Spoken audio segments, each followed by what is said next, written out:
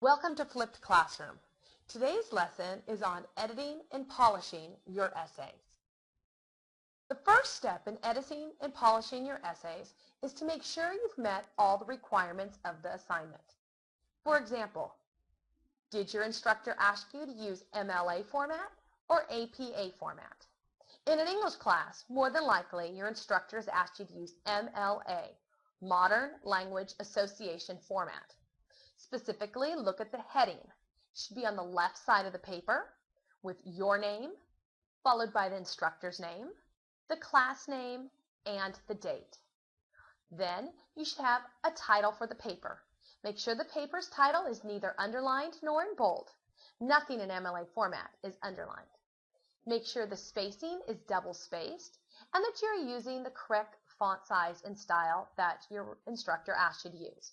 In most cases, this will be 12 font in Times New Roman. Also, make sure if your instructor asked for a works cited page that you have one at the end. So if your assignment required to use outside resources, those should be listed in two places, the works cited page as well as parenthetical citations. Also, make sure you hit the target length. For example, if your instructor asked for the assignment to be 1,000 words, it should be anywhere between 900 and 1,100 words. So take the target number of words and add plus or minus 100, and that should be sufficient. Next, make sure you're using the correct essay genre. Was the essay supposed to be narrative? In that case, it is acceptable to use first-person pronouns, such as I, me, and my. Was the assignment a definition essay? In that case, have you matched the criteria? Or was it a classification essay where you were to identify the types? Possibly it could have been cause-effect, or argument or research paper. Make sure that you have written the style that the assignment expects. Next, the thesis statement. This is the core of the paper. In most cases, you cannot get a passing grade if you do not have a solid thesis statement.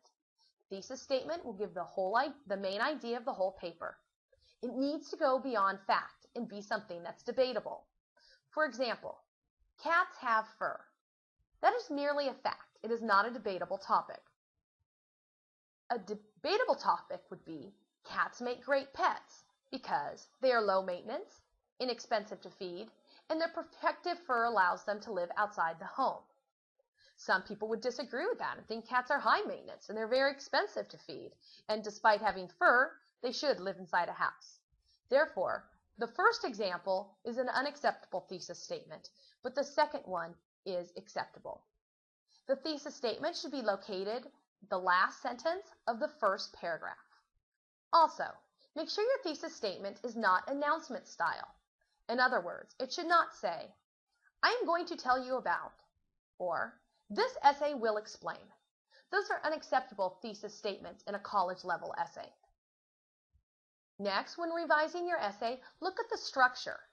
Look at on the paragraph level, do all of your body paragraphs have a topic sentence, followed with supporting evidence and a conclusion sentence? Do those paragraphs have a variety of sentence types? Also, are there effective transitions used? Words like first, next, finally, then. On the essay level, you should also have transitions between the sentences. Is there an introduction paragraph with a catchy opening? Are there body paragraphs that provide evidence to support the thesis statement? And of course, the conclusion paragraph. Be careful that you're not so tired at the end of writing your essay that the conclusion paragraph gets just thrown on with merely a summary. That is where you demonstrate your critical thinking. That is where you take all the evidence presented in the body paragraphs and draw a conclusion. Identify a universal truth. Explain the global insight. Go beyond merely summarizing what has already been written in the essay. Next step in editing your essay is revising word choice. Make sure you're using college-level diction, but also be careful not to sound phony by relying too much on thesaurus. One step is to make sure you avoid using vague nouns. Words such as thing and stuff are not college-level diction and are not precise enough. The same holds true with adjectives and adverbs. For example, nice. It was a nice date. Nice is not specific enough. You should use adjectives and adverbs that correctly modify the nouns or verbs. Also, be very careful with pronoun and antecedent, vague pronouns and antecedents. It's acceptable to use pronouns, he, she, it, they, but be careful that you don't use them excessively to the point that the reader gets lost and forgets who or what you are speaking about. Also, sound confident. Avoid words like seems or appears. For example, you don't want to write, it seems like this theory is correct. It appears as if the theory is correct. Say it with confidence. It is correct. So avoid words like seems and appears. Next, punctuation rules, specifically commas. Commas are used for coordinating conjunctions, used between a series of items, after a dependent clause, after introduction clauses. Do not merely put commas every time you'd like to pause. Also, verify your punctuation goes before the quotation marks. For example, he said, comma, I am happy. The period goes before the quotation marks. Also, if you're using semicolons, they're primarily used to connect two independent clauses, and colons are used primarily at the end of a sentence when you have a list of items. Verify your punctuation is correct. Finally, when it's time to submit your essay for evaluation, you're going to put it in the D2L drop box. When you put it in the drop box, you will also that is the same location where you will see the comments. The essays are scored on a rubric. You can find the rubric also on D2L.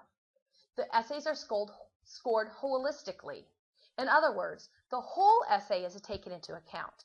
It is not, for example, -5 points for a missing comma, -10 points for a thesis statement. The essay is judged as one whole piece. That is called holistic scoring, and the rubric can be found online. Also, you are welcome to do a rewrite as long as the essays are rewritten before the drop deadline. Check the ARC calendar to see when the drop deadline is. Essays that are rewritten for a higher score will be returned the last week of class. Also, you will receive the highest score on your rewrite. Scores are not merged. For example, if you've earned 70% on your first essay and 95 on your second rewrite, you will earn 95%. Finally, keep in mind that writing is a learning process. Perfection isn't always possible on the first essay. It is normal to rewrite an essay. So when you submit your first essay, if you don't automatically get an A, there's no reason to feel stress. It's part of the process. If you did not earn an A, it just means to follow the suggestions, learn from the errors, rewrite it, and then you have a possibility of earning an A. Writing is a learning process. Thank you for joining me today in the flipped classroom.